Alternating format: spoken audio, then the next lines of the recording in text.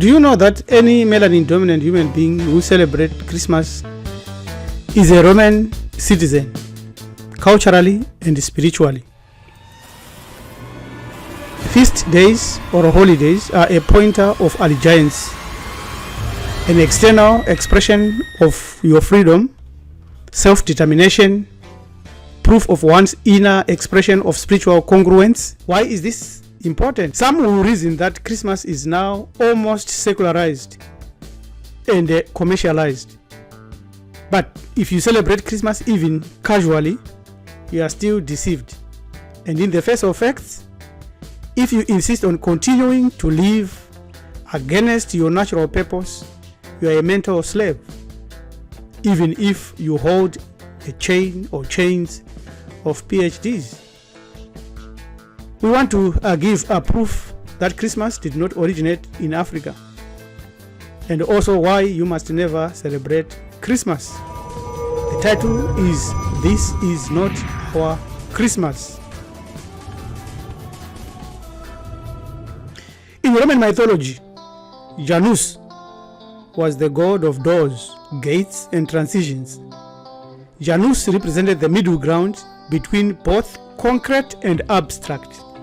Today, millions of melanin-dominant human beings mark January the 1st as their new year, with a lot of fasting and prayers and worship, hoping for a good following year. Christmas is a mark of Roman rule on the earth as well as in your life if you celebrate that day. Since Christmas is not biblical because it is not mentioned anywhere in the Bible, by whose authority then do Africans or melanin-dominant human beings celebrate this holiday? Remember, no Catholic Church, no Bible. If you know the Catholic Church, you will know the Bible, because the Catholic Church produced the Bible, the current Bibles that are used all over the earth. So, by the authority and mandate of Rome, that's how people celebrate Christmas.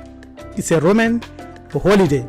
Again, this fact alone proves that anyone celebrating Christmas on 25 December is a Roman Catholic Church member by practice, not by theory. Inferring this practice by any scriptural verses is another proof that you are using the authority and tradition of Rome. And there are many other deities connected with Christmas. Yes, there are lots of pre-Christian customs that are linked to Christ by virtue of the fact that the church fathers plagiarized these sources. One of the oldest is the African divinity Horesu, who predates all of them. This is Horesu, goes way beyond 39,000 years BCE. Now, since there are other gods or goddesses, including Horesu, Greek Horus, the oldest of all, and these were all born on 25 December, does this then make Christmas an African holiday? The Roman Empire is alive. Therefore, if you believe that God, in this case a European male, was born by a virgin on Christmas Day, and on top of it, if your years revolves around celebrating December 25 and January the 1st, the Roman year, you are only a melanin-dominant human by skin. You have been born again, born anew as a citizen of Rome. Melanin-dominant human culture and spirituality venerates many first principles from which major aspects of Christmas were stolen. Is the current version of Christmas an African holiday or a pagan holiday? We need a qualifier. Who was born on that day? Christianity is a European Greco-Roman cultural tradition stolen from many sources, with a huge portion copied and pasted from Hamid. The question again, who was born as a divinity now subsumed in Jesus on this date of December 25th every year? We show one of these men here. This is a set of engravings in the temple of Amunu, Greek named Amen, the site known as Wazoti by the indigenous Africans, Tebes by the Greeks, Luxor by the white Arabs, which is found in Africa. It shows a series of scenes depicting the divine birth of the king known as Mwenemtapa or Munumutapa or Amenophis III, who ruled during the 14th century BCE. You can see clearly here the annunciation, in other words, the pronouncement that they shall be born a certain specific individual, a messianic individual. And then you see here the conception, which was the divine conception, and the adoration is born now, is there on the earth. So this is described in this temple in Africa. This predates the New Testament by thousands and thousands of years. This scene, which is mythical in Hamit in Africa, have been copied and reproduced as historical in the canonical Gospels, in the book of Luke and book of Matthew. If you follow the Bible and then ignore this, that is another proof that you are a Roman citizen. The Bible does not actually mention the precise date of Jesus' birth, so we cannot know for sure what that day is. But we know the day when Amunumtapa, a Horus divine king, was born, December 25. Therefore, what happened is this: the church in Rome began formally to celebrate Christmas because this date was already celebrated by many others before. So they wanted to convert and also to incorporate aspects that were already culturally being applied by many other people. So on December 25, 336, Constantine, the emperor, made Christianity the effective religion of the empire, and as a political motive or political move to weaken already established pagan celebrations that were celebrated on this day, here shown here exactly. So they copied it and gave it this new image. It is clear they took an African spirituality or an African celebration or an African theology and turned it as their own. What impact does this have on our own mentality? Was Horus born on 25 December? The claim that Horus was believed to have been born on 25 December is simply wrong. To begin with, his birth is celebrated in so-called epagomenal days. There were two Horuses: Heru, the elder, whose death is mythical, and Horesu, whom we know, Ausari, as well as Isisu as the parents. He was not born on the 25th of December, nor was he born on the 25th of December, but something was celebrated and incorporated in these epagomenal days that come after the celebration of the New Year. The proof also is given from Christian writers and their early descriptions of their Messiah. Writers like Justin Martyr, in his heretical Acts of John, written 150 AD, described their Christ as encountering his followers in many different guises, not especially a human one. Therefore, a human with a falcon head, Horesu. This is very clear. So they took Horesu and modified him for their celebration of the Saturnalia or Christmas.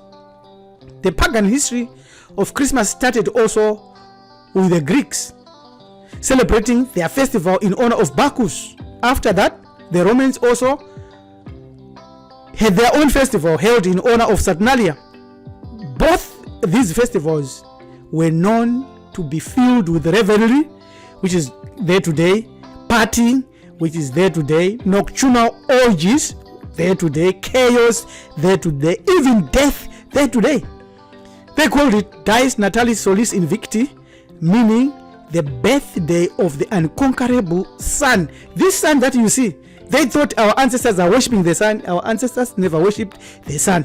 The sun was a symbol of a power beyond the chasm. I think we have given the answer on that many times. Christmas tree, very popular, is the symbolic decoration of the modern Christmas. It is an act that symbolizes the raising up of our ancestor veneration. The tamarisk tree or evergreen tree, known among the Bantus as Mutusina Zita, where under it annually festivals were performed, mostly for rain making as well as other occasions, beginning specifically around December, which is the representative of the rebirth of our Sari, as told in the Passion of our Sari, which itself is symbolic in the original astro-theology, which is a formulation of the raising of the Orion, which is the raising of the Jeddah, the raising of the backbone, the raising of power, the putting back of our Sari back into the cycle of life. That's why they come today and say, put Christ back into Christmas, instead of saying, put our Sari back into our lives. This is what they're substituting what was ours with what is theirs. Our own festivals are lying asleep, while we are celebrating and lifting up other people's festivals. Christmas is a holiday celebrated annually.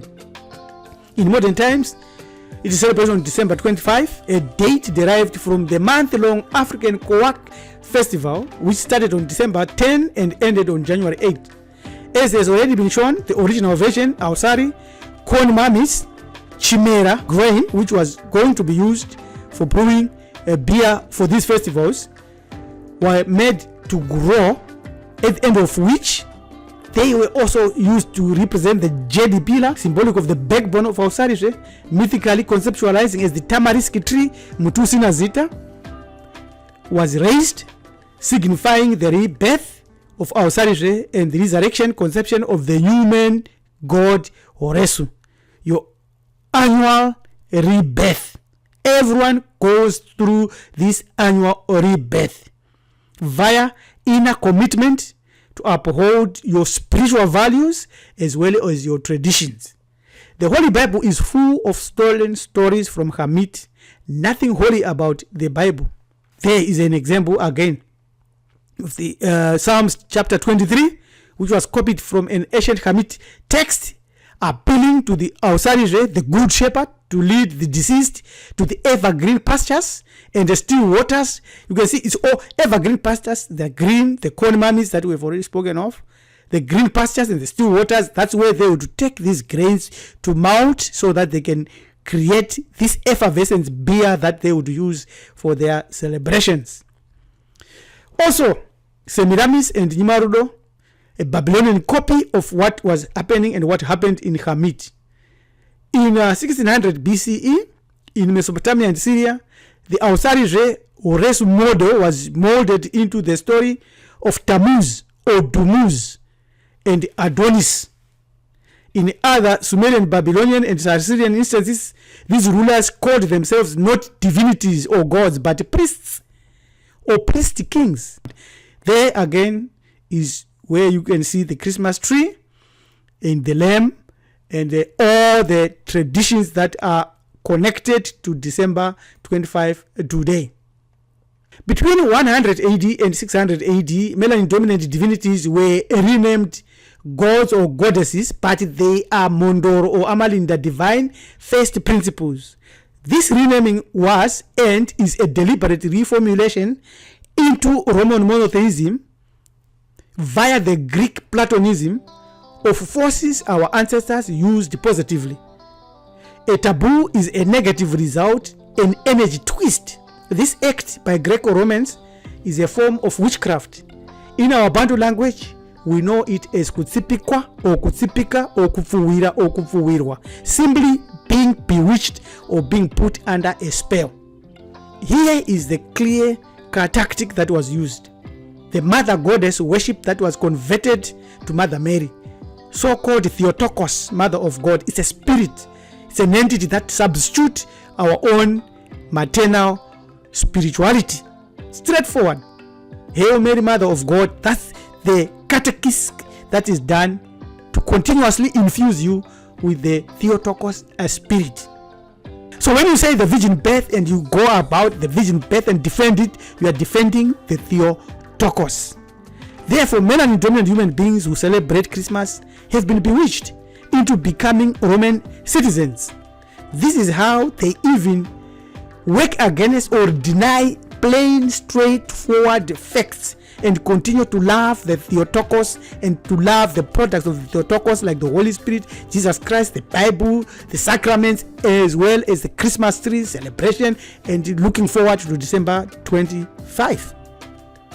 The bewitching is like a doctrine that resembles ancestor reverence, but it substitutes your real ancestors with man-made potions and charms specifically tied around the Theotokos. How do we reverse such a spell?